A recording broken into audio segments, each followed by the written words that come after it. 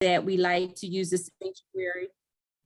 the sanctuary model. And in our sanctuary model, we will ask you to tell us how you're doing. This is Monday, the first day of the week, coming off of a weekend, and you can complete that poll for us, an anonymous poll for your mental health check-in. Tell us how you're doing this morning. Are you doing great? Are you okay? Are you okay-ish? Things are tough. Are you struggling? All right, so I'm going to launch this poll.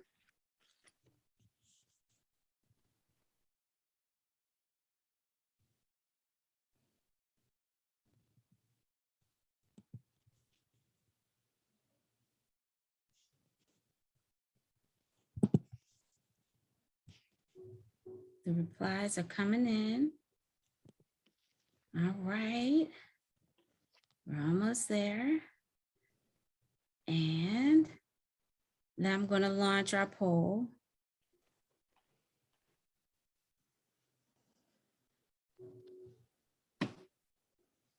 Do you see our results? Yes, we can see the results, Dawn. So it looks like we've got a good majority of our audience today says they're doing great, they're okay. And some people are saying that they feel okay-ish and that things are tough. So it's just important to know where everyone is coming from today, how we're all feeling, and we can keep that in mind as we work together today on this workshop. Thank you. Thanks, Sarah. All right. So that was our morning check-in. Guys, you should know I am pressing hard on these arrow keys and it is not moving as we would have it. I'm going to stop sharing again. I don't know what is causing this computer glitch, but I'm going to stop sharing.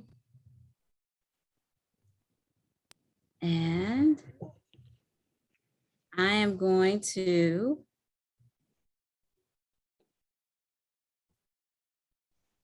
close out, see if I can, this screen.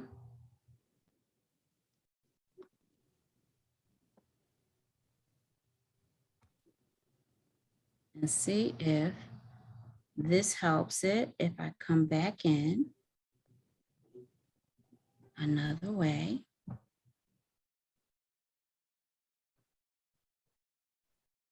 But this is the time, these are the times that we're in.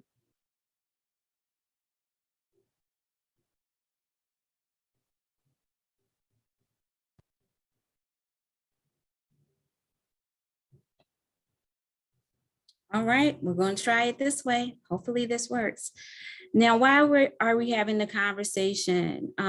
So for several reasons, the Bell Project, we sponsor 4 meet and greets annually. And that's a time when we bring the early housing staff and the early learning sectors together around a current child care topic. Now, for today's conversation, it's regarding the current child care crisis. And as we all know, that this is not just a Philadelphia crisis, but it is a national crisis. Working families need access to high quality childcare, affordable high quality childcare.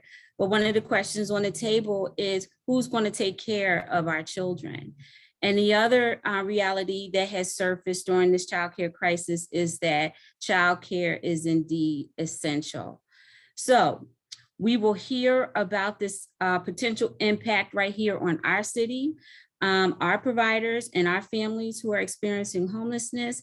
And the hope is that working families, that those who are working with families and that are experiencing homelessness will become more informed so that they can help their clients when they're faced with or confronted with the when and the if this childcare crisis impacts them, and as well as bring more attention to this fragile time and what it's like for many child care providers. All right. So who's on our panel today? We will have our guest speaker, Zakia Boone, CEO, Wonder Spring Early Education. Our child care panelists will be Kia Douglas, Vice President of Operations and Executive Director for Acclaim Academy, Eunice Bay, CEO and Executive Director for Grace Ferry Early Learning. We will have our housing panelist, Sadie Sprague Lott, Education Coordinator for Families Forward Philadelphia, Tamara Hall, Youth Advocate Coordinator for Stinton Family Manor, and we will have a parent perspective brought to us by Olivia Hamilton, Case Manager for Women Against Abuse, and we will have a report out of the Bell Project.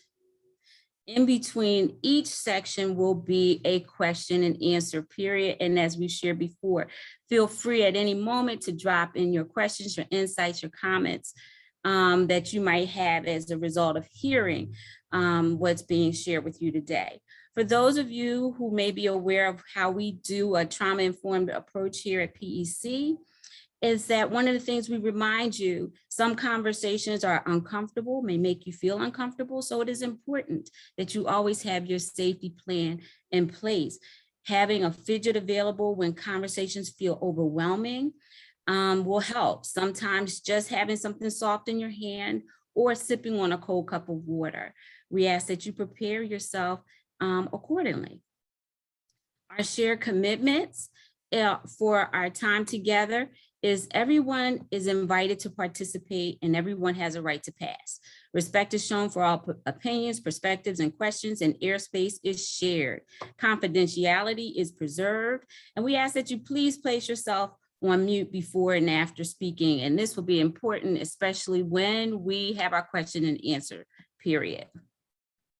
So, this is a teacup.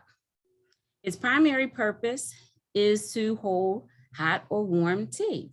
Some people like their tea with honey. Some people like it with sugar cubes. Some people like it with lemon, and some even like it with a cup of milk. Under certain conditions, this ornate object can get cracked. Cracks don't necessarily mean that it can keep it from being used. Some cracks are easily repaired. However, the more cracks, the more fragile it becomes. Before long, it gets relegated to a place on a shelf, a semblance of its former self. There's something else we need to examine when we look at that teacup. We need to consider its usefulness. Would it be fit for a runner or a jogger during their morning run? Would it serve you well on your morning commute? Would it best meet the needs of someone experiencing homelessness? Today, our country is facing a childcare crisis. It's a fragile time. We're going to spend a little time looking at the what and the how this hits home right here in Philadelphia.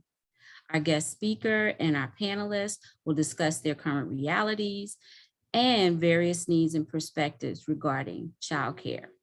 Included will be their day-to-day realities. A parent perspective will also be shared. You may be challenged as a result of today's presentation into asking yourself, is our cup cracked or is it broken? So join me in meeting our guest speaker, Zakia Boone. She is a passionate educational leader with 25 years experience in the field. She has experience in a variety of educational settings, including childcare, out of school time programming, summer camp, enrichment programs, and juvenile justice.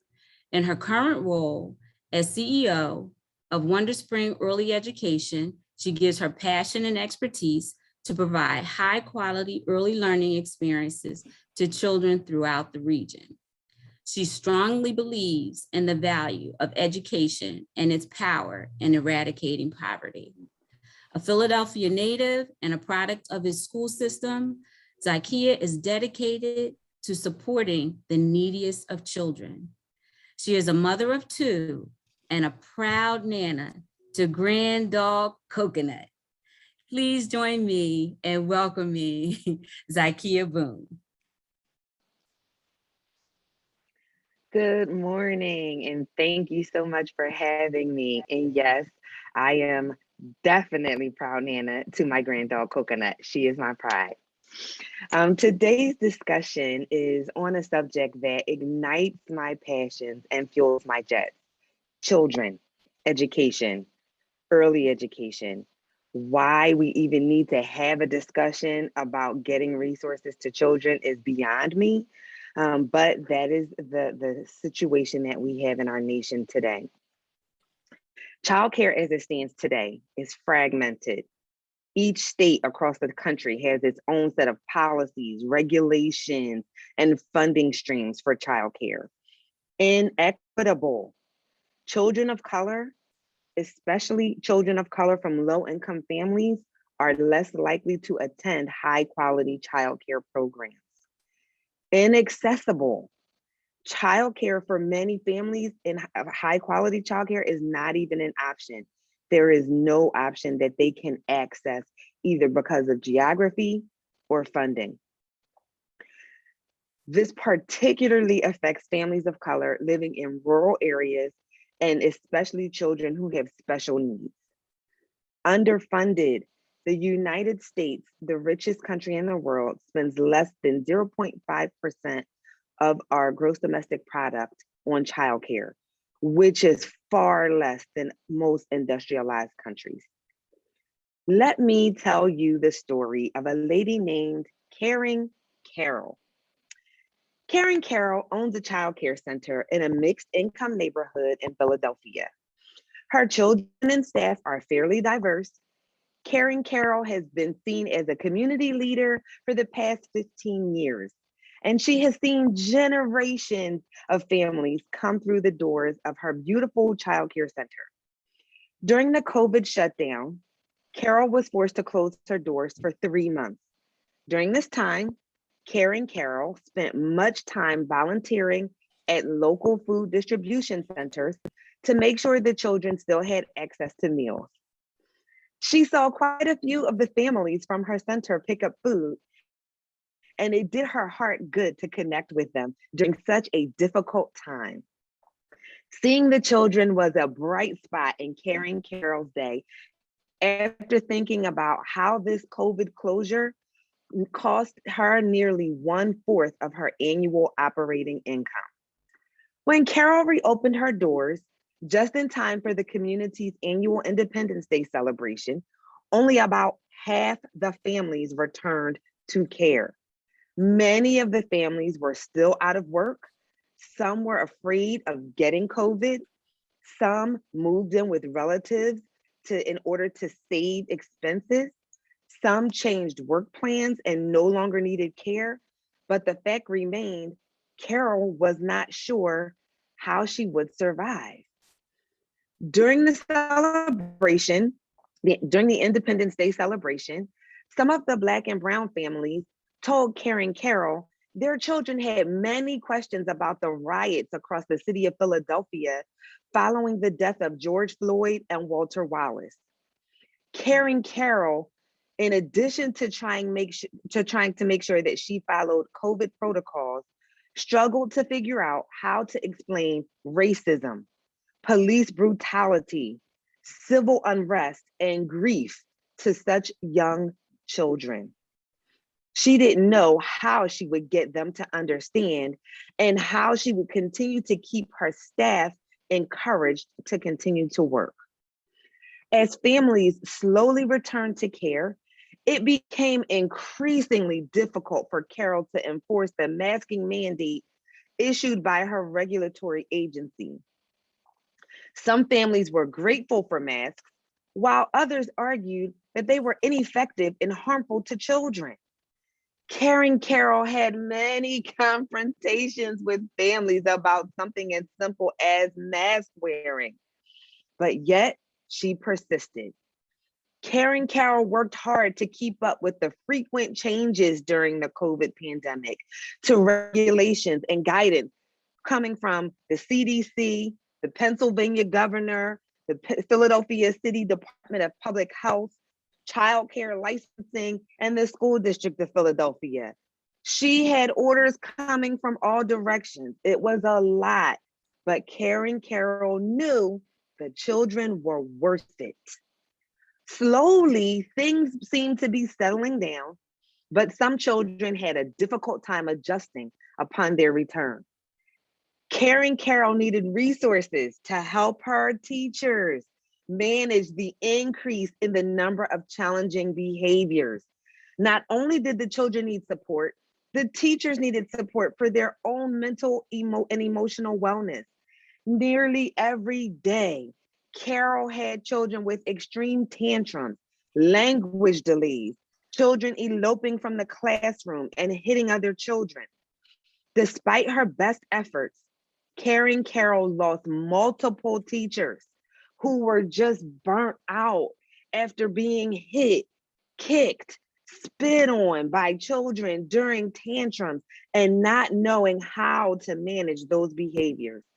The behavior specialists assigned to help support these children were still working from home, so their assistance was very ineffective. Often the therapy sessions would take place using a tablet over Zoom in an early childhood classroom. So the teachers were stressed trying to supervise a virtual therapy session while attending to other children in the classroom. Fast forward, Karen Carroll has been operating during the pandemic nearly a year now. Finally, COVID vaccination becomes available. Nearly half the teachers were vaccine hesitant. Nevertheless, Karen Carroll mandated her teachers to be vaccinated in an effort to keep the children safe. Despite rising enrollment, more teachers resigned. Karen Carroll had dozens of families on her wait list, but she had no teachers. Fewer teachers meant less children served. It also, of course, meant less revenue. How is Carol going to stay in business? How is she going to continue to meet the needs of the children and families when she can't even afford to pay her staff? Karen Carroll wanted to increase the wages for the teachers and offer them hazard pay, but she just didn't have the income to do so. Karen Carroll even considered for a brief moment disregarding the high quality standards she followed for years and operating outside of the child staff ratios or canceling the required staff training, but she just couldn't do it. Carol just couldn't lower quality. It went against everything Karen Carroll stood for as an educator and the reason she got into the business in the first place. The children deserved our best. Karen Carroll took a day off from work to celebrate her birthday, which is May 29th, and Karen Carroll loves celebrating her birthday. It gave her time to reflect and consider her reality. How long could or should she stay open? Expenses were well beyond income at this point. She's surviving on loans. Qualified teachers are no longer applying, and Karen Carroll is severely understaffed. Children with special needs don't have the supports they need. Quality programming is nearly impossible without quality teachers. Maintaining COVID safety protocols is difficult and expensive. Unable to pay teachers a living wage without nearly doubling the cost of tuition for families who already can't afford care. Classroom and center closures during COVID is making staff feel scared to be in the classroom. Really, perhaps Karen Carroll felt she should tell families they are on their own to find care. These conditions are just not sustainable. Karen Carroll felt that she was going to break. I ask each of you, if you were Karen Carroll, what would you do? You're struggling to maintain your business, unable to meet the needs and the demands of your staff and your customers. You're overwhelmed by the struggles of day-to-day operations. The reality is 36% of workers across the country have left the workforce due to lack of childcare. So you know there's a need for your business, but you just can't afford to make it work. You also feel that there's a social responsibility you have if you are Karen Carroll, because childcare workers are 90% women and 40% women of color. Average wages are $24,000 a year. Not very many of us can survive on those wages, nor should we have to. And to think that this adversely impacts women of color that look just like you. A study found that 20,000 programs have closed during the pandemic, and Karen Carroll feels like she might be the next one of them. Think to yourself, if you're in this kind of a struggle, how long can you keep going? What's the answer? Where do you turn? Our children deserve our absolute best. Thank you. Wow, wow, and wow. Well, an illustrative picture through Karen Carroll. This is your time. Do you have any questions for our guest speaker? Feel free to unmute yourself and or place your question in the chat. Todd and Sarah are monitoring the chat for your responses.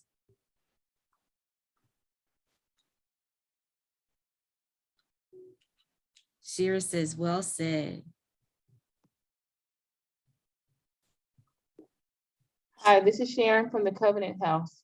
I mean, I know even in our homeless shelter, we're having a difficult time. I think part of it is the salary, trying to keep up with competing with Amazon or now Starbucks at $17 an hour or some of the other things. And people would rather go there to make that money for a living wage where they should pay people that work in childcare a living wage. I couldn't agree with you more. It is definitely the fragility of childcare has a lot to do with the low wages. Here at Wonderspring, we are not exempt. We've seen teachers leave and go work at Amazon. We've had teachers leave and go work at Target. We've had teachers say, listen, even if you were to match the salary, it's just easier. It's just easier to go and scan out customers at Target than to deal with ratios, parent complaints, challenging behaviors. So the wages have an enormous amount to do with it.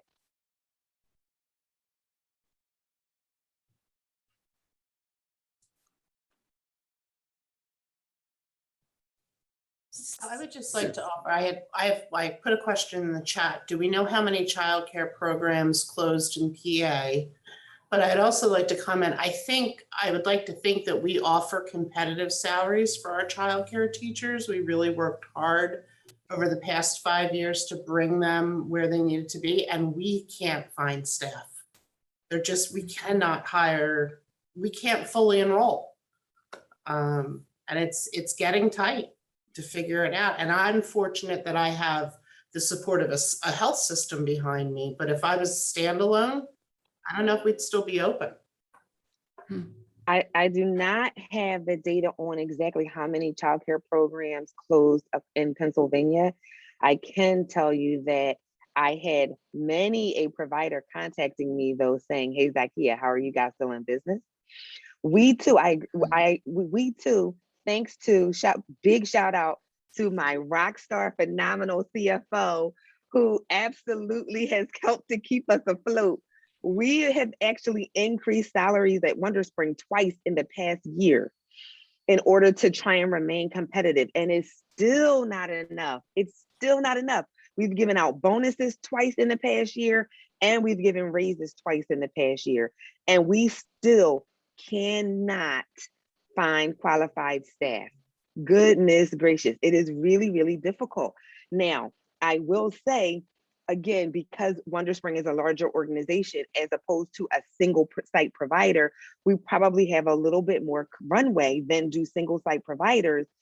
Heaven help them. How in the world are they supposed to compete with $24 an hour? Amazon texts me literally every day, come work for us for $24 an hour. I try to hide those messages from my staff because I can't compete.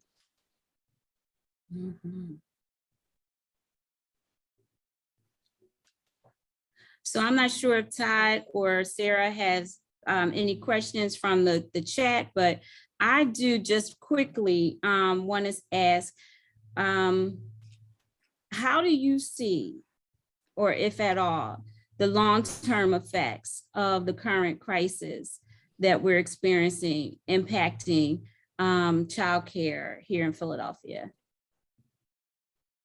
Well, the long-term effect is we have children who don't even get to start out right. Like I do not take for granted my mom, who, again, shout out to my mother, who made sure that I absolutely had a great early childhood education. I went to Head Start with Miss Trott when I was 3 years old. I'm a product of Head Start. I ran a Head Start. So not to toot my own horn, but like I turned out pretty okay. I'm pretty resilient. I'm happy. I feel good about myself. So that I am an example of what a good early childhood education gets you. Fast forward 20 years down the line to children who don't have access to this today. And if childcare collapses, fewer children who will have access, you'll have less people like all of us beautiful people on the screen today who are able to engage and contribute to our overall society, who are prepared to give back, who are prepared to lead. You won't have that. You'll have more people committing the hundreds of homicides that we see across our city. That's what you'll have. That's the result. Fast forward 20 years. I have a question, if it's okay. Can you hear me? Yes, ma'am. Yes. Yeah, hi. I been keeping track of the things that have been going on, obviously, with the pandemic and how it's affecting various businesses, particularly the childcare industry. And I understand that I think it was just for those who are enrolled in certain pre-K programs that even though those providers were still being paid for slots that were being held. And I'm not sure if that happened for daycare as well. So I was wondering, because I know a couple of providers who were continuing to be paid, and I was wondering if that helped to soften the blow a little bit in terms of providing services for children, because some of them were doing virtual platforms. What's your opinion about that whole situation? So yes, funded slots during last year, during last fiscal year, we were continued to be paid pre-K counts, PHL pre-K, even though services were being provided remotely. So that absolutely helped to cushion the blow for providers who had those slots. So for example, Wonderspring, we only have 10 PHL pre-K slots as of right now. We do have a few more pre-K counts, but we only have 10 PHL pre-K slots. If you have 10 slots out of 100, that means you've only got 10% of the income out of the 100% that you need in order to run your program. Again, that is a real short-term solution. Thankful for it, but a Band-Aid. In terms of virtual programming, while I think there was a little bit of value in terms of maintaining relationships with caregivers, I think there was zero value in the actual delivery of care. So people bring their children to childcare programs because they need somebody to actually physically watch their kids. So if you can't do that virtually, like you cannot do that virtually, you can maybe engage a little bit, maybe you can, provide a little bit of virtual curriculum. Certainly that's not happening if you have an infant. The virtual thing is not even happening. If you have a 1-year-old, you might be lucky if you get them to sit there for 5 minutes and actually engage with the teacher, let alone, if you have an infant. So I think that was a pivot because we had to. I don't think that there is much long-term benefit, and it certainly doesn't meet the actual need, which is the care of the children. Okay, I'm just going to jump in and with the last question before we move on to our panelists, our next panelist. And JJ had a question in the chat that I saw Sarah said sent for him. And the question is, what's the most important first step to get us out of this? Money. I'ma just say it. President Biden's plan has got to pass. I am going to say it. I'm going to say it. And I am also going to share my other mildly unpopular opinion. Less is more. The more regulatory agencies we have overseeing early childhood education, the more diluted the funding becomes and the more difficult it becomes to actually provide a consistent deliverable of quality care. So when we get this additional funding, because we are going to get it, everybody's got to keep the faith with that. The plan has got to pass. But when we get that funding, it can't be diluted by 3, 4, 5, 6, 7 different agencies all regulating the same funding, all with administrative overhead for the same pot of money that then doesn't wind up in the pockets of teachers in order to increase their salary. That's how you increase access to quality care. So I'm just put it plain and simple. The one thing we need is money. And I can't charge families $5,000 a week to take care of their infant. So that would be my answer. Wow. Wow. Okay, so we'll come back to at the end, we'll have further questions and answers. But I want to thank our guest speaker, Zykia Boone, for such a powerful illustration and insights into our current fragility here right here in Philadelphia. I'm going to introduce, I guess my button is not working again. I am so sorry, guys. I'm going to introduce our next speaker, and that is none other than Kia Douglas. She is the Vice President of Operations and the Executive Director for Acclaim Academy, a Star 4 program, and she is going to join us and speak to us about her current experiences during this fragile time. And please join me in welcoming Kia Douglas. Good morning, everyone. I guess everything Zakia said, I felt heartily. It's amazing, just the fears of, will you stay open the next month due to lack of enrollment? We haven't enrolled in a while, and it seems like when we did enroll, we're enrolling because we lost a child, because children still do lose their subsidy funding during this time.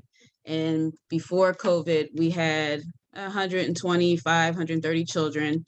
And since we've opened back up in July 1st of 2020, we've remained at a 45 children enrolled. And with that, not being able to enroll because you cannot find teachers. I do an ad every month, regardless if I need a teacher or not. And I find that, and I'm sure everyone else does, where people do not show up to the interviews. And it's almost like I feel that part of maybe unemployment is that you go to a certain amount of interviews per se to remain eligible. However, I think there should be some type of check system with that, because people are not showing up to interviews.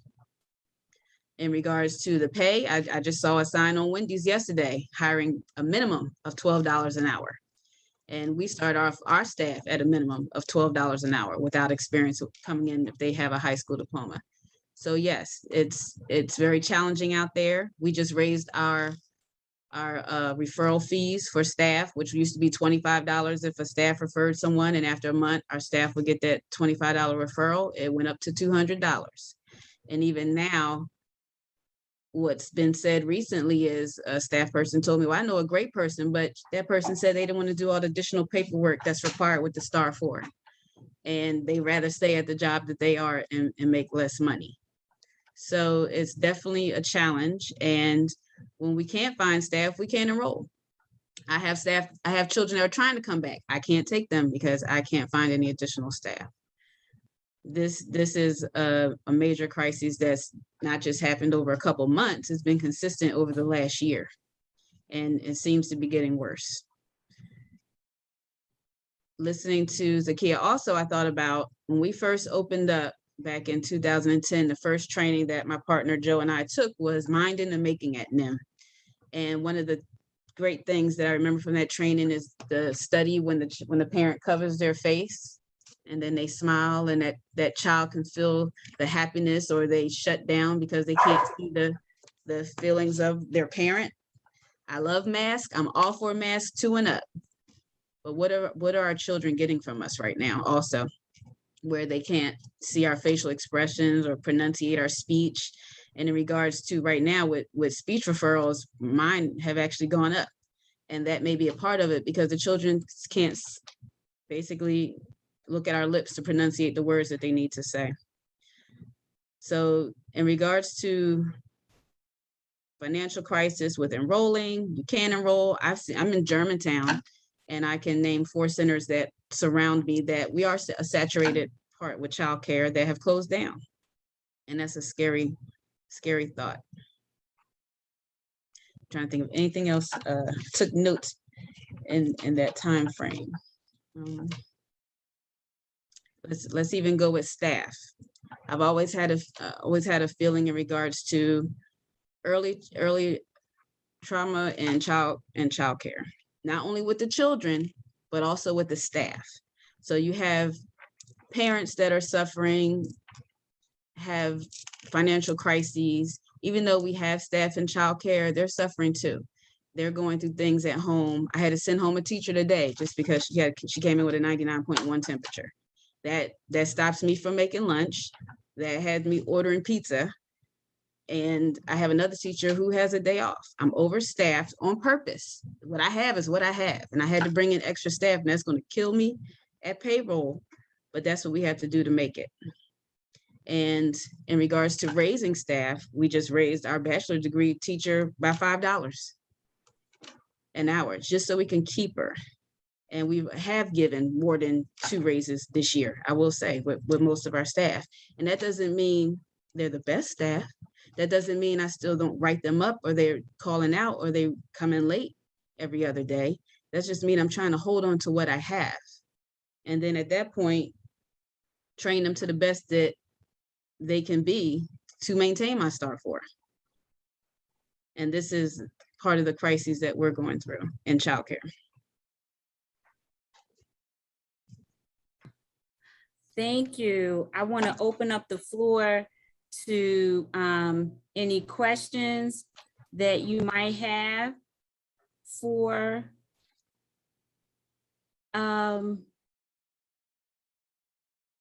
Kia.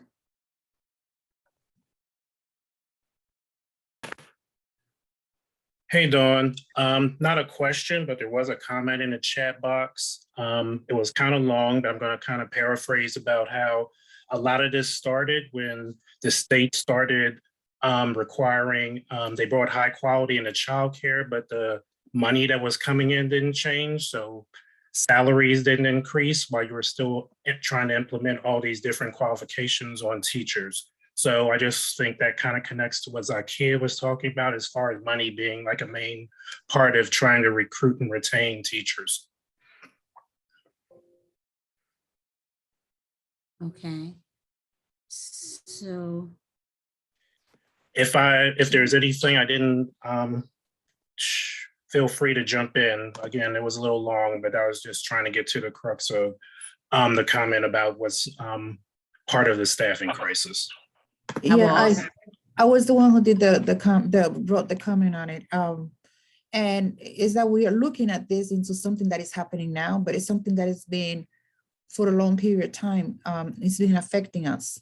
And it, I think that the state initiated, trying to get this childcare and giving opportunity to children and to have a real quality early childhood education. But they forgot that that they were not matching the requirements for the teachers, the candidates that we look through it and matching their salaries. And now, before it was only the school district, our competitors hiring already all the work that the teacher had done and getting their certificates from the state, and then the school district, ended up going to the school district because they were better paid. So now it's not only that. After the pandemic, then we sold all the closings that we had around. They run to other companies to work out, and now all those companies out there are offering a higher pay, and a little bit, I would say, better conditions of work, because in this job, there's so much responsibility, like the speaker, Sakia mentioned, there's so much responsibility over taking care of children, and some of us may end up in jail because we never know when things can happen and you get blamed for something or anything, because we're all humans. And I have seen it in the field for more than 20 years working in here. And I think we're looking to this crisis, especially with the staffing on the pandemic, but it's not, it's the pandemic had made it worse, but it was initiated years before. I would say maybe 10 or 15 years before. And I think, Rosita, your comment was also echoed in the chat by Sherilyn Kimball, that this has been a long-standing issue. The crisis or some of these issues have just been exacerbated by our current crisis. And so I really do thank you. I do want to ask Kia one last question. What lessons or observations have you seen as COVID's impact on the children? You mentioned the speech. I noticed that my children are more hungry. We've never had to, it's almost like we do double meals throughout the day. It's very different. And come the weekend, like today, we give them a little bit of extra that we purchase on the side to make their meals complete, because there's something going on where food supply with my group of children has changed. I see it in the children. The parents, I can't say that too many behaviors have changed.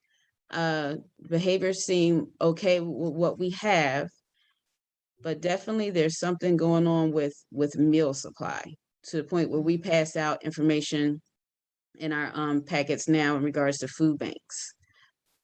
And with the staff, like I said, staff go through the same things that our parents go through. And in regards to even the hourly that we're talking about, the median for PA, I would really like to see what it is in Philadelphia, because it's a difference. We're talking inner city childcares that can't afford.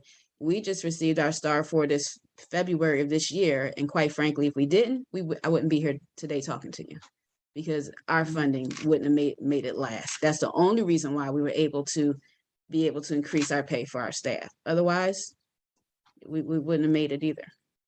And it's still a struggle. Wow. Dawn, I just wanted to really quickly reply to the question in the chat about connecting with higher ed to recruit teachers.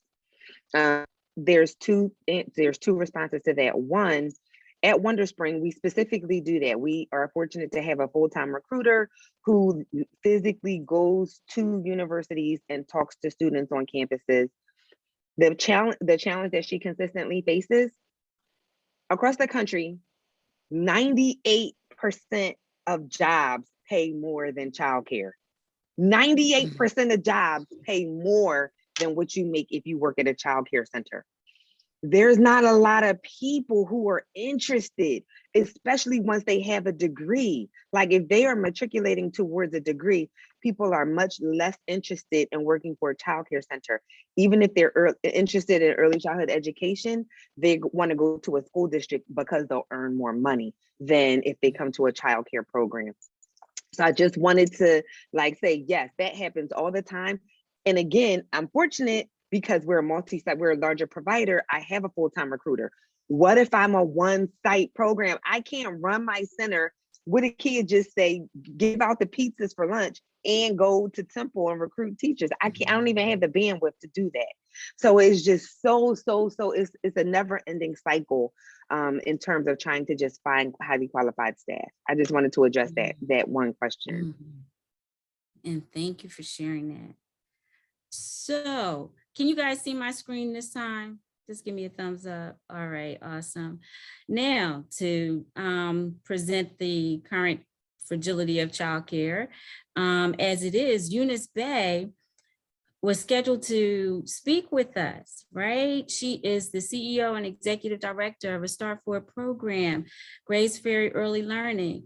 She has participated in several of our panels. She's a willing participant, but the current realities are she's a classroom teacher. Yes, the CEO, Executive Director of her organization, she now has to, because of the current staffing crisis, fill in as a teacher. And she was going to videotape her response for this, our webinar, our workshop. However, she was so consumed with being both the CEO, Executive Director, and her teaching responsibilities that she was unable to do that. And that is our current reality, that people are in the classrooms working double duty just to stay afloat, just to stay as a quality program in our communities. So I wanted to share that with you, but we have just out on Friday was Strong Start PA's video on our current crisis. And I want to share that for those of you who have not seen it just before moving into our housing panelists. And as we wrap up our early child care portion, it doesn't wrap up the discussion, but I just wanted to share this video with you guys. Pennsylvania's working families are struggling to find and afford high-quality childcare. Pennsylvania's childcare providers are struggling to remain open in a post-pandemic world filled with workforce shortages, primarily due to low wages and price increases. In this time of uncertainty, one thing is clear: childcare is essential. Essential for families to work, essential for children to learn, and essential for our communities and our economy to grow. The childcare industry, even prior to the pandemic, has been in survival mode for a very long time, decades. If we don't have this industry and it's not functioning properly, no one gets to go to work. The biggest challenge that we find right now is staffing. Finding and retaining high quality teachers. Currently, I have 16 staff. That's about half of where I should be. The biggest challenge is staff recruitment and retaining staff. Right now, absolutely, staffing and funding are our two biggest challenges. We just cannot find qualified people or even anybody to come to work. So many teachers have left the field. They've gone either to a school district or left the field entirely because we're not investing so that teachers have not just the living wage. I don't want a living wage. I want wages that help people stay in the field. I feel like we're a stepping stone for other careers because of the lack of benefits. Even though we invest in training and assisting our staff to the best of our abilities, once they have that education, they tend to move on. Within childcare and early learning, we've always had a challenge. The pandemic has just actually made it even worse. I have 3 classrooms that are still closed. I have a waiting list of parents, infant rooms who want to be here, but we just can't find the staff. We've gone from about 28 teachers down to 12. We've shut down a number of classrooms in our centers because we just don't have the staff, which of course means that families don't have the care they need to go back to work. Early childhood education is infrastructure in our society. So without the consistent, proper federal childcare funding, childcare providers are not going to be able to meet the needs of these families and these children that need care. For our household, the biggest childcare challenge right now is making sure that the care is open and available. We found that many of the centers had shortened their hours or were closed. They want to care for children. They have it in their heart that caring for children is one of the most important jobs in the world. And they're doing it for us so that we can, have shelter and have food and pay bills and run our households. But they also need to be able to do that. If we increased our prices, our families wouldn't be able to afford it, and the government actually has a ceiling on how much they will give us for subsidy. So that brings us into this quandary. If you don't have enough revenue to pay to improve your facilities, or also to pay the teachers, and most of them are degree teachers, what they're really worth, then you get a shortage. I make $12 an hour here. I have a master's of education. I start to wonder, what am I doing here? Childcare is not babysitting by any means. I did not get into this industry to babysit anybody's child. I got into childcare and education to support and encourage. The biggest asset that we have in early childhood education are the teachers. It's the people who are working with the children. The materials and the curriculum and that are great, but the educators that are there are the ones who really bring it to life and make that impact on the kids. If the federal funding is increased, it will help maintain the center because we'll be able to continue providing quality care for our children and increase the rate of staff that will be willing to work and increase the retention rate as well. Without childcare, businesses can't get back to normal, and our economy cannot get back to normal. As hard as it is, we're doing a fantastic job. We're working hard, and our staff are working hard, and everyone's working together to make sure that children are well cared for, they're safe, and they're learning so they're better prepared for the future. We need help from the state, we need help from the federal government in funding and making sure we have the resources as essential businesses and essential services in our community to make sure we can continue those so people can go back to work. In Pennsylvania and throughout the nation, our childcare system is broken. Parents are unable to find and afford high-quality care. Providers are struggling to remain open, dealing with workforce shortages due to low wages and price increases that further complicate an already fractured business model. Childcare is part of the core infrastructure that allows Pennsylvania's families to work, children to learn, and our economy to function. We must invest now to stabilize and strengthen childcare.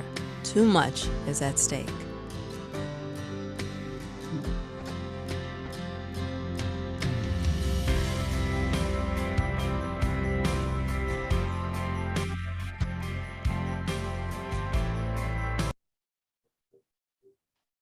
So we hope that you have taken from this. I'm sorry.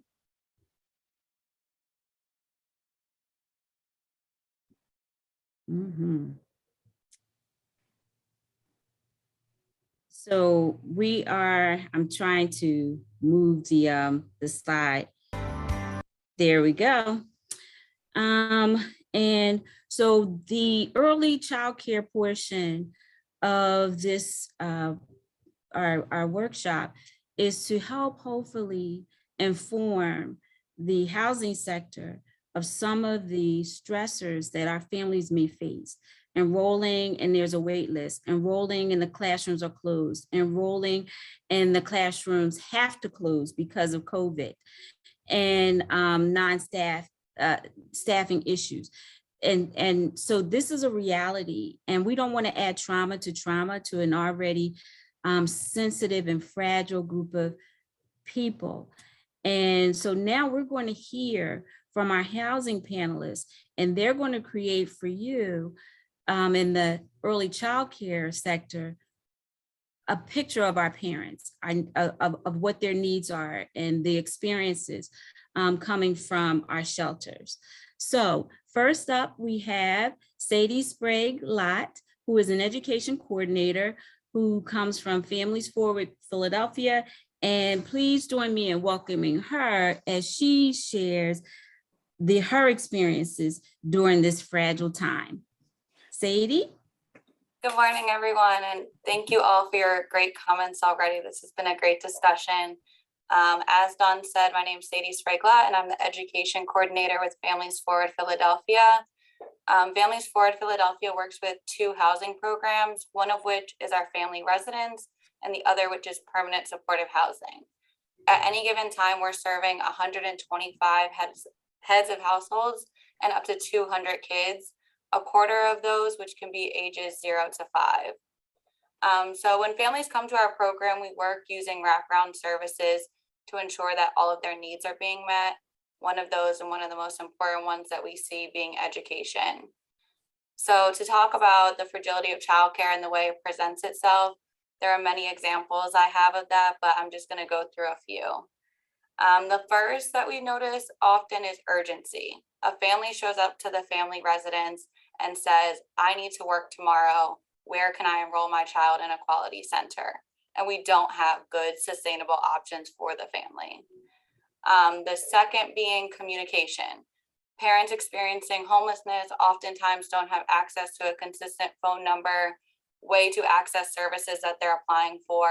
And oftentimes, whether it be when applying for subsidized childcare, daycare centers, any additional supports that they're trying to get, they are only reaching you via phone. So that is a huge barrier for families that we are working with right now. And in addition to communication comes, we are dealing with families that are experiencing a lot of trauma and balancing a lot of things on their plate. So because they don't have childcare, we're often meeting with small children and case managers and figuring out so many different things. So parents don't always have capacity to figure out the best long-term solution for their children because of everything that's on their plate. And then with that comes stability. An option that may be good for the family in the moment may not be the best long-term solution. So we have families enrolling their child in a child care center near our family residence and then getting a job in North Philadelphia.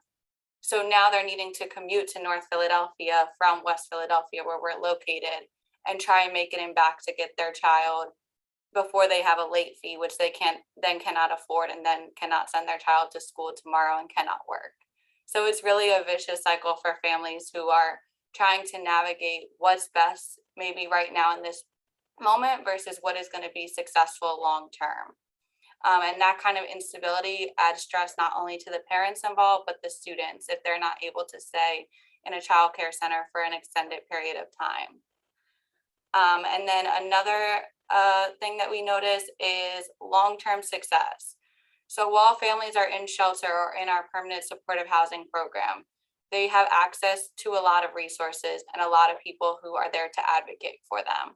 But after they leave, which is generally for a successful reason of finding long-term housing or a next step housing program, there may not be those same supports. And in my experience, we do not believe in parents' advocacy for their children in programs that they're applying for.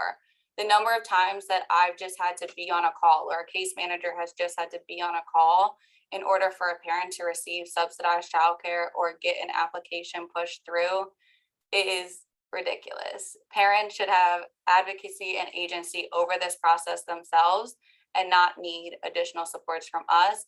And this process is just extremely difficult to navigate, even for those of us who work in it. So overall, our goal is to make sure that families feel like they have quality options when it comes to childcare for their children. And at this point, I believe that's not as successful as it could be.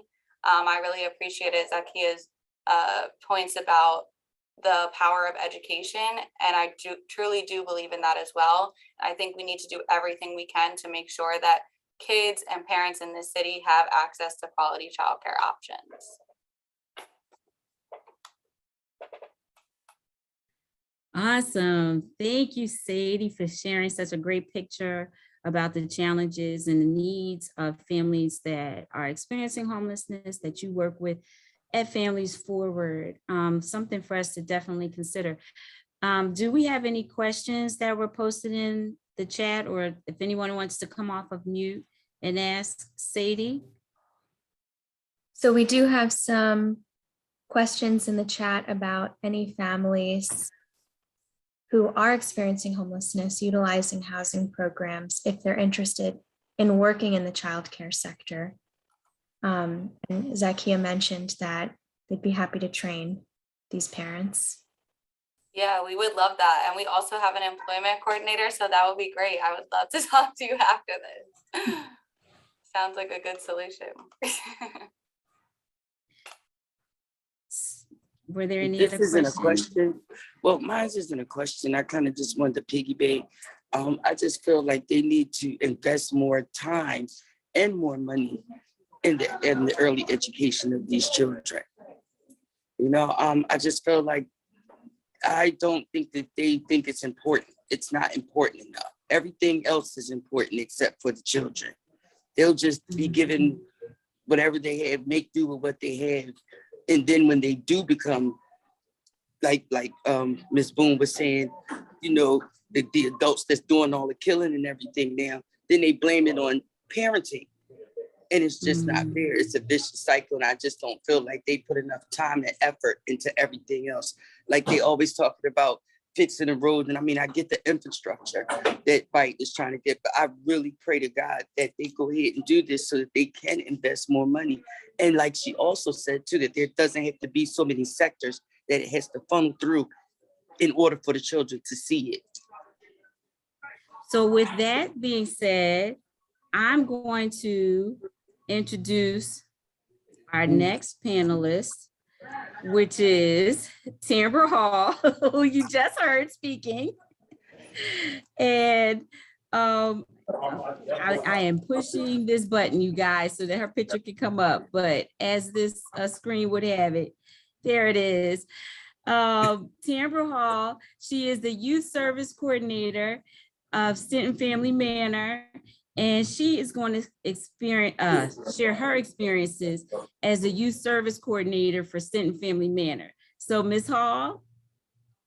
Good morning, everybody. Thank you all for having me. This has really been a great panel. Between Ms. Boone and Ms. Douglas, I really enjoyed everything that you guys spoke of, and I'm just as passionate. And I feel a lot of the same things. But I've also found out too, a lot of my parents here, they've been dealing with what I didn't know, and I had to find out through Ms. Dawn Day. They are allowed to charge application fees. Okay, and if our parents are already struggling with trying to get childcare and quality childcare, only for you to get there and try to enroll your child and you're experiencing homelessness, and now they tell you that you have to pay a $50 application fee. That's just another blow to, to the parents trying to actually make a way for their family. You know what I mean? It just becomes more frustrating to them, and they become frustrated and they give up. And that's the other thing too, that we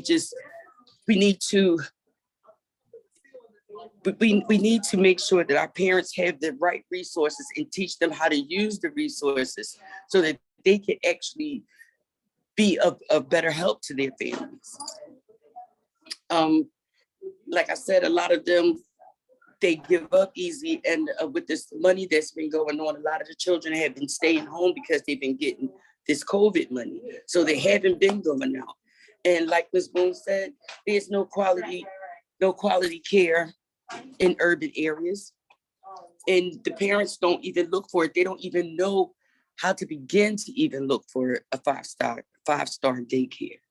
You know what I mean? And thanks to Ms. Dawn, we were given the resource map, but then you have to print out serious instruction because it's beyond the lack of housing. A lot of them can't navigate because they lack certain education. And this also becomes a barrier on top of a barrier, which then, like I said, promotes them to just give up altogether because they just don't feel that anything is working in their favor. And they've already been rejected because of their limitations. So yet they're rejected once again when it comes to looking for and actually enrolling their child in quality childcare situations. So it's just watching the dejection of these parents when they need to, when they want to go out, but they don't have the resources. They don't have parents here or anybody in the family that they would trust to take care of their children. So, which brings them back to square one. So it's just a very vicious cycle.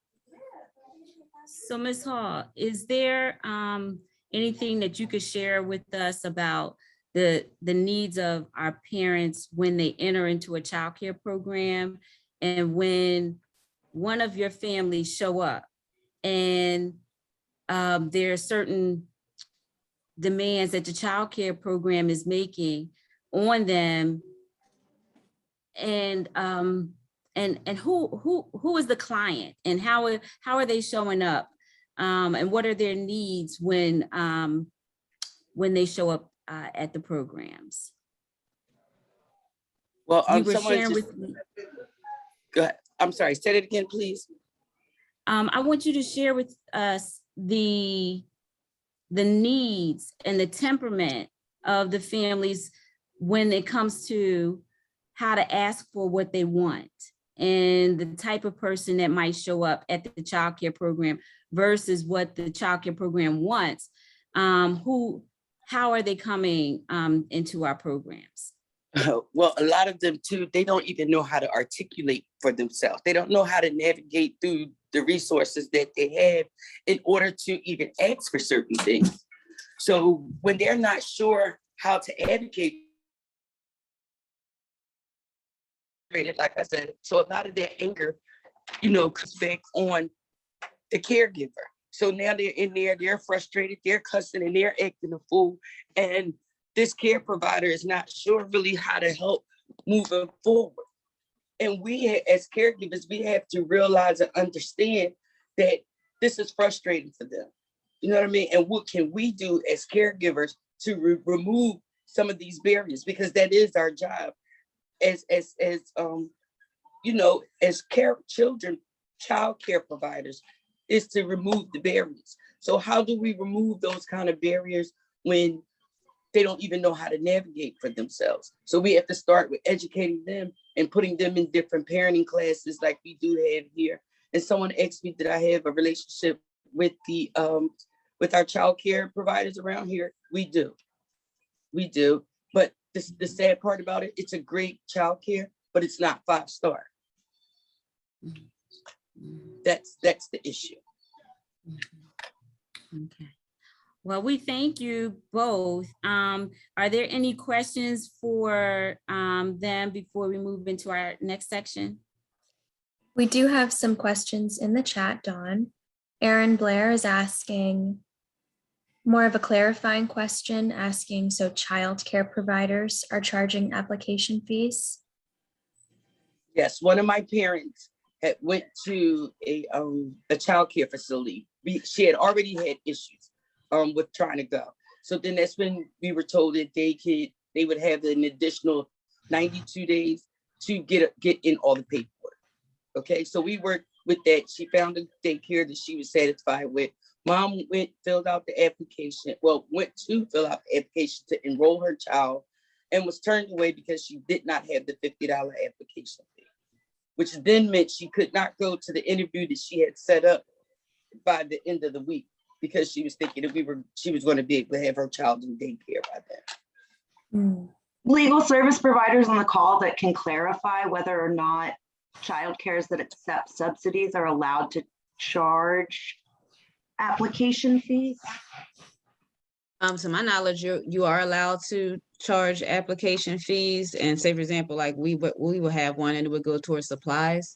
However, I rarely charge application fees, and I guess it's if the child care center, decides to work with a parent. I use it as a marketing tool, saying free registration fee if you enroll by this date, and rarely charge it.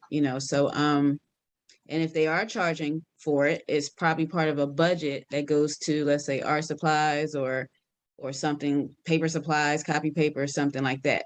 You know, I just got And a mom text. probably really wasn't forthcoming with what they probably even told her that.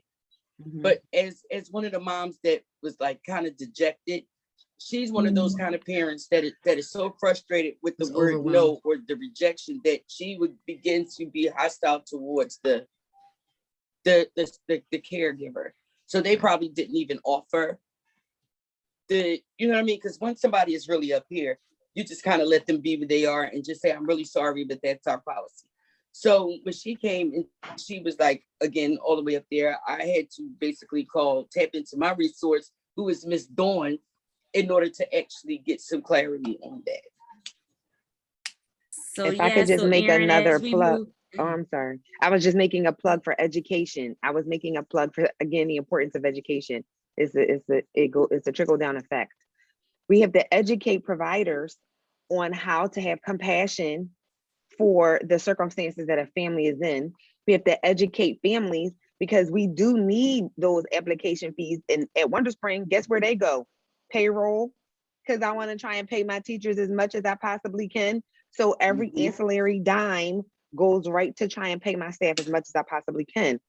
But by educating folks on what we're doing, like the compassion there was needed to say, I can waive this application fee this time based upon your circumstances. Right. Or, you know, here's the reason why we charge those fees. That education will help to bridge the gap between access allowing families to access childcare. I agree. So thank you guys. This is a good segue into our next panelist. And we're going to talk about a parent's perspective.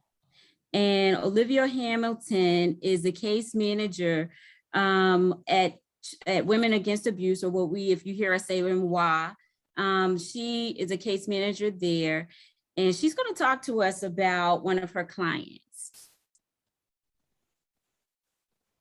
All right, Olivia? thank you. Yeah, can you hear me?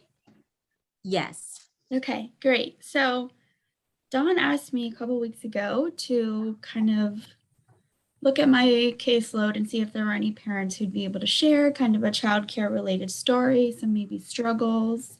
And pretty much immediately one of my clients came to mind.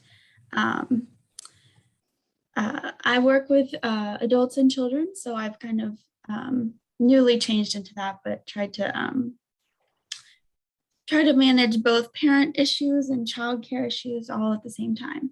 But I will try to give a quick overview of this woman's kind of struggles over the past few months. We are domestic violence shelter, so we're kind of a short-term program for people who are in really dangerous situations, of course. But even in the short time that she's stayed with us, there's kind of been a lot going on. So I'm going to call her Annie. That's not her real name, but just to give her a name. So Annie has 3 children. She has one 15-year-old and one 6-year-old and one 5-year-old. Her 15-year-old, she felt it was so important that he go to private school. So she decided to enroll him in private school and is paying the tuition for that. So her older son is set. Thankfully, he's in school. She's been able to pay for that. Her 6-year-old and 5-year-old are very close in age. They were 5 at the same time. So they both just qualified for kindergarten this year. So when I first met her, they were not enrolled yet. It was one of our goals to get them enrolled. This was in early August, I would say. And first of all, she wanted to go to a school district, Philadelphia kindergarten. And unfortunately, she has, in the area that our shelter is in, it's not a safe area for her to attend. And generally that, for her children to attend. And generally that is the guideline for enrolling a child through the school district. We're told to enroll our children that are not in school in our neighborhood school, but that was not an option. So then what we do is provide them with our our business address, which is in Center City. And those those kindergartens were already full by that time. So Annie began to get really frustrated because she felt that there was that there was like unseen forces behind, why her children weren't able to be enrolled, because she was following the system according to, what we tell her to do, and working with the children, the education for homelessness office at the school district. And we were coordinating. I was helping her, trying to find out what areas were safe and what areas were not safe. So that went on for a few weeks. There was kind of a struggle. We even contacted like an education lawyer to try and help the situation and figure out like what was the next steps and the best option for the children and the safety of the family. Just some other context about the mom. She works mostly in Uber and Lyft. So she does have a car and she's able to, work Uber and Lyft whenever she can. She mostly does that overnight. And so our shelter, we're not able to watch children overnight. The parent has to be with them. So she's had to find relatives or friends who've been able to watch her children overnight while she does that. She also got a job while she was with us. And so she got a job with FedEx, I believe. And that's in New Jersey. So she has to drive out there. She's had to coordinate getting a license to be able to work at FedEx. And it's been a very long and hard system for her. But then she found out that the school district kindergartens weren't going to work with her schedule or the neighborhood that she wanted to be in. So she decided to find a childcare that offered a kindergarten program. And she did that on her own. And she found a childcare with kindergarten in another area of the city that was more preferable to her for her 6-year-old and 5-year-old. Unfortunately, her 5-year-old had definitely gone through some trauma, not surprising based on their situation. And it is evident in his behavior. So he has been lashing out and, expressing his feelings the only way he can at 5 years old. And the way he's learned to is, being violent. And that has been a struggle because it has led to him being kicked out of 3 different childcares, and some of those within the first couple days. And when that happens, I don't always know what to tell her. I am not super well versed in how that system works, again, and in childcares and what is allowed and what is not allowed. But it has been kind of demoralizing to keep hearing that happens over and over again. Her 6-year-old does not have this issue, but I would say that she kind of displays her trauma in a different way, where she kind of just shuts down and is quiet, and she's not the issue child, apparently, according to the child cares, but the 5-year-old has. She actually just told me, I think it was on Thursday or Friday, that was the 3rd child care that her son had been kicked out of. So now she has to rely on friends and family again, and it's November now, and her children have not been in any consistent kindergarten this entire year.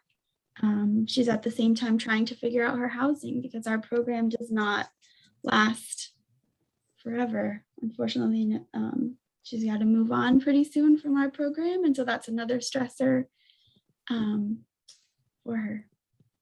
I think I covered most of it. Yes, that is a very real situation for those of you who are new to hearing the experiences of our families. I thank you, Olivia, for sharing that parent perspective.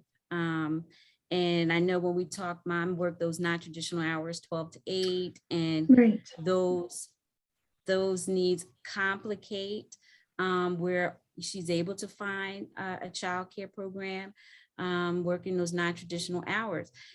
We need to also look at, when we think of the fragility of childcare, the impact it has on a child's development and what their needs are when they experience trauma. It needs to be taught. Teachers need to be better equipped and prepared. We're not supposed to, in Pennsylvania, expel kids who have behavior problems, but we do see our brown and Black children. And this is a little boy who gets expelled at higher rates because of their behavior. When he can't, it's no fault of his own. He's experienced trauma. And it's not what's wrong with you, it's what's happened to you that we should be asking. So Olivia, I thank you so much. Does anybody, in the interest of time, I can't ask for questions right now. We can hold back at the end, but I do want to share the Bell report. And if there are any requests or responses to some information that JJ and Omari, one, we want to share with you something, a resource that we believe will be of help to some of you in a variety of ways in meeting the needs of both the housing staff and the early child care sector. So JJ, would you like to jump on? Hello, why don't I hand it over to Omari and let him take the lead.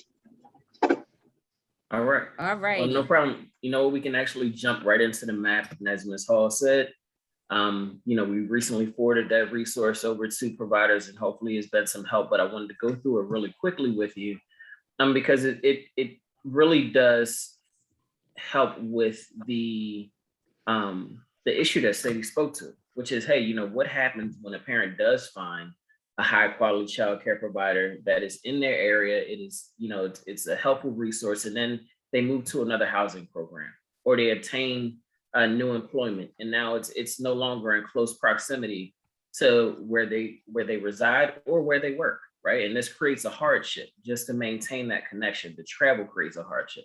So I have a few scenarios, and just while I'm pulling it up, I'll just state this resource map was done, it was developed in collaboration with our Senior VP of Policy, Joe Willard, PEC's policy intern, Maria Abdul Masih, and the Bell team.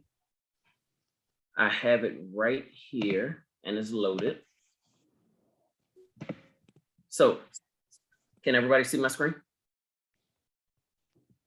So this map is in a Google platform. It looks like a standard Google map. The only difference is it highlights all of your childcare programs, Head Starts, early Head Starts, after hour locations, pre-K count and fully pre-K locations, and emergency housing sites. So here's the beauty of it. Let's say you have a slot that you need to fill. You are an ECE provider in the community, and you want to make sure that another child experiencing homelessness has access to high quality childcare. So you look in your backyard, you want to target your efforts. Since we have Zakia on the call, we're going to go straight over to this screen. We can zoom in, we can go into each neighborhood as we see fit, but let's pull up Wonder Spring.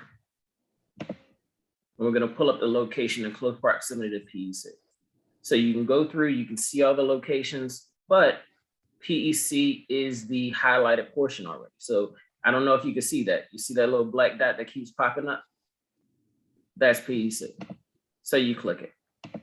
You can zoom in. If I'm moving too fast, please let me know. And you can say, okay, how many childcare centers are around this site? You can quickly pick one. It'll give you all the information, including their star level. Right? Now, great. If I am a provider and I say, you know what, I want to find out what shelters in my backyard, well, you can also click the shelter. You have their contact information. You can reach out to the case management staff and say, I have an open available slot. Do you have a parent that's looking for high quality childcare? Great. In line with our goals, it removes the barrier to access, right? Because for a long time, providers didn't know that there were high quality childcare centers right in their backyard, and high quality childcare centers didn't know that there was a shelter in its backyard. So now, in full transparency, we all know each other exists. Well, here's another scenario. I am at Wonder Spring, and guess what? I know that I have a family here, and the parent has already explained to me, hey, I am now going to be working in Germantown. I need to find somewhere that's in close proximity. Well, we know Germantown is in the northwest section of the city, right? So we can zoom out.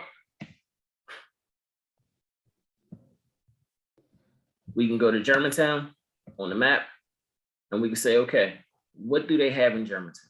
What locations are here that we can look at? Choose a child care center, and the parent says, well, I don't know how to get there. Well, you can simply just hit this. Takes you to the directions. And it'll pull it up, and you can pull up driving directions or bus directions. You can click it, and a standard Google map is going to show up.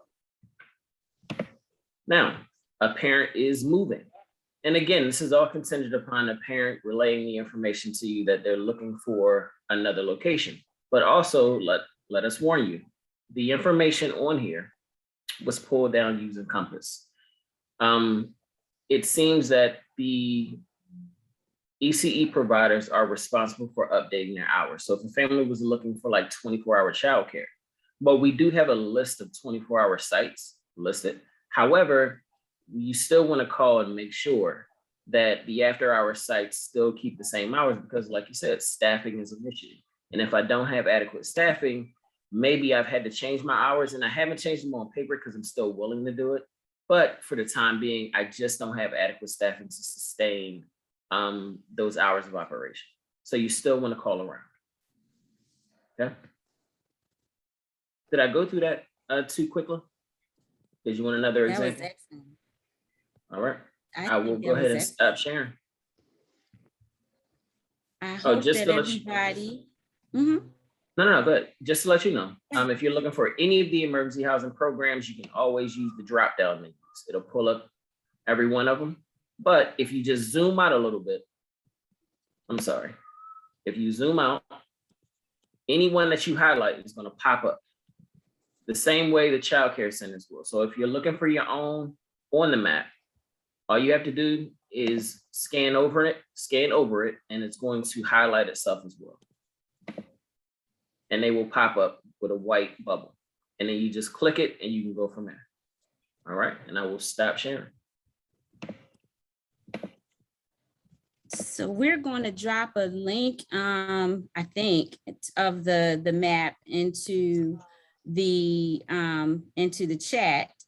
And we've also we're going to drop a link to that video that we shared early into the chat. And what we really do hope is that anybody that is seeking to find out how you can connect, if you're a shelter and you want to find out where the high quality 3 and 4 programs are, that's a resource for you. You want to be able to say we've done all the legwork for you and saying, okay, here's your choice. This is the address, the contact information, it's right there. What we'll do is have a tutorial for our liaisons so that everybody can become familiar with it and ask any questions and kind of work from there. And then what we also want to be able to do, excuse me, is make sure that you have this resource in your hands. Is there any question anybody has for Omari?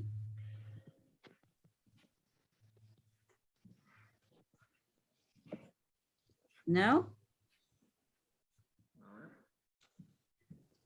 Okay. Any questions for JJ?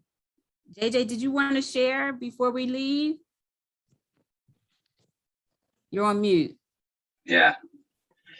I'm sorry. What's our end time, Dawn? Just give me a sense. Our end time was at 12:30. Okay, well then I'll save my comments, but I'll just make one real quick. And so it looks like from what we can tell on Childcare Works putting out enrollment numbers from Octal, that something around 36% of enrollment is down by about 36% from March 2020 until the start of last September, citywide. As far as we can tell at Bell, based on all the great information that folks have shared with us for children staying in emergency and transitional housing, the enrollment is down from March until earlier this month. It's somewhere more in the vicinity of 50%. It's a reduction in enrollment, both in high quality early childhood programs as well as any early childhood programs. So, this COVID is impacting families in shelter with respect to their willingness and their success in enrolling their children more so than citywide. And again, that's based on the best that we can tell midstream. And so I mean that as a rallying call because everybody's here because they recognize the importance of high quality early childhood education. They recognize its specific importance with respect to children and families in shelter. But all these challenges are compounding, right? And it's a rallying call, and it's a call to say just how important it is for you to not give up. Keep doing the work that you're doing. Keep being flexible. Don't become dissuaded. Don't give up. Because it is important work, and we're going to keep. Bell's going to keep being here. We're going to keep working together in order to help support the families and the children staying in shelter. So thank you to all. It really underscores, just how important it is and how much more of a challenge it is to do the work that you're doing. And you are appreciated, and it is important work. Thank you. So as we prepare to leave, we're going to leave on 2 inspirational notes. One of the quotes, or I'm going to take it from a book that if you're in the early child care industry, you're probably very familiar with this story, and it's called We're Going on a Bear Hunt. And I'm going to share one stanza from the book and then one adaptation to the stanza in the book. And the stanza I'm going to share, the book is by Michael Rosen, and it's, we're going on a bear hunt. We're going to catch a big one. What a beautiful day. We're not scared. Uh-oh, a forest, a big, dark forest. We can't go over it. We can't go under it. Oh no, we've got to go through it. Stumble, trip, stumble, trip, stumble, trip. All right, sound a little familiar? Now let's hear our adaptation. We're going on a bear hunt. We're going to catch a big one. What a beautiful day. We're not scared. Uh-oh, childcare. Fragile, cracked childcare. We can't go over it. We can't go under it. Oh no, we've got to go through it. Staffing crisis, funds are needed. Wishy-washy, wishy-washy. All right, so what is the perspective we want everybody to have? We want you to be like Chip from Beauty and the Beast, who had the most optimistic attitude there was. So in that vein, we're also going to share our last and parting little 2-minute blurb.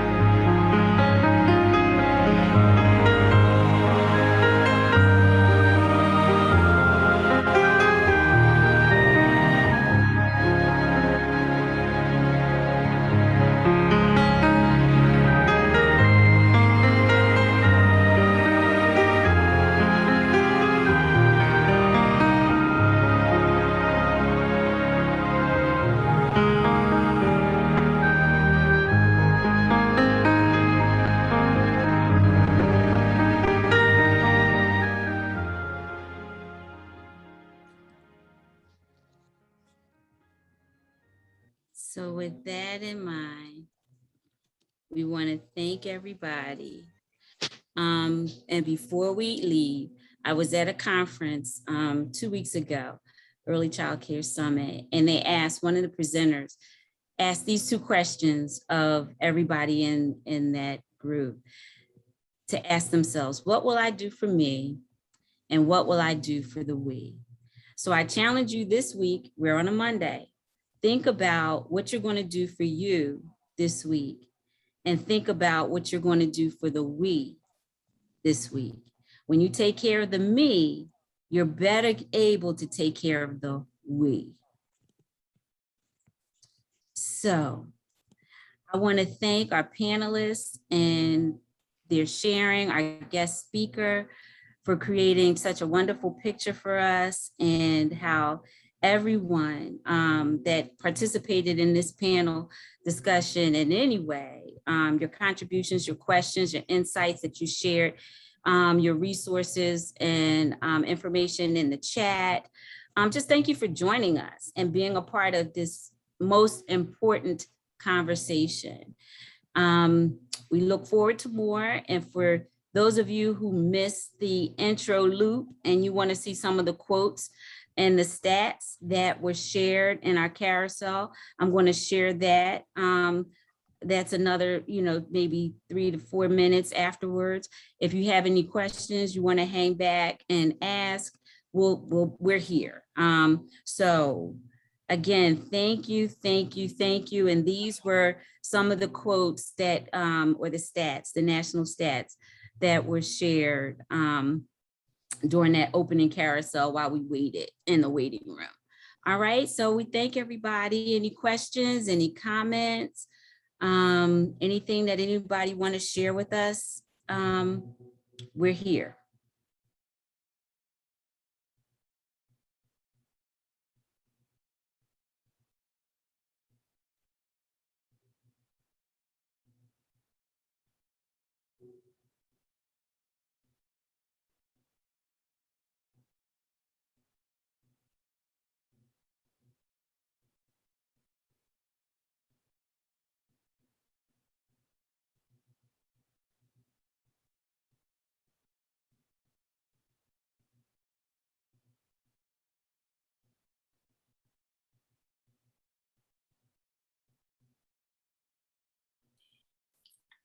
Hi, Dawn. Yes. Hi, this is Charlene Rollinson from Lane's Daily Childcare. How are you today? Hi, I saw you were spotlighted and first up. Oh yeah, I was. Congratulations, Star Thank 4. you. Yay. Thank you so much. Yeah, I'm like the other parent. If it weren't for Star 4, I don't know how, or being able to be a Star 4, I don't know how we would be surviving either. So, but thank you for that acknowledgement. Mm-hmm. I wanted to ask if we were able, are you allowed to send us copies of the slides, or they're not available? Oh yeah. Yeah. The quotes that I'm doing now. Yeah. Yeah. And the presentation, as well as the presentation. Sure. Yeah, that would be great. We usually, I think when we do our newsletter, are you a part of our constant contact, or did you get this through an outside announcement, invitation? Because you can I'll do this. I'll put my email address in the chat. Okay. And you can email me. Great. And I will make sure you get it. That's great. And then if I'm not a part of that, that email, you'll have my email address, or I don't know how I need to register to be a part of that, to be Charlene, how did you receive the invitation for this event? I'm thinking it was I'm trying to think. I get so many emails, like, especially, I don't know if you're aware of Diane Getzinger's emails that go out to the providers. It could have been through her. I just know I saw it, I registered for it, and here I am. So what'll happen is if you email me and put your contact information in the email, I will make sure I forward your contact information, you will then be on our listserv, and you will begin to receive emails from Bell and or PEC. So that means as you go through looking at our newsletter, it will tell you also about any of our future trainings. And included in our Bell newsletter is usually a